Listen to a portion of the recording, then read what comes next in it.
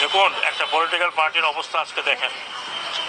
এত বড় একটা দল, এত ঐতিহ্যবাহী একটা দল, যার নামের সাথে বাংলাদেশের স্বাধীনতা জড়িত, আজকে তাদের মেম্বারদেরকে পালিয়ে বেড়াতে হচ্ছে।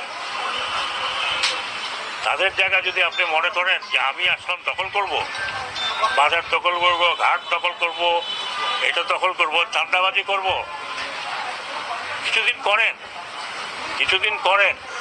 কিন্তু আমি সেনা প্রধানকে বলেছি, রিকোয়েস্ট করেছি, পা ভেঙে যেতে আপনাদের। I don't care, you go to hell.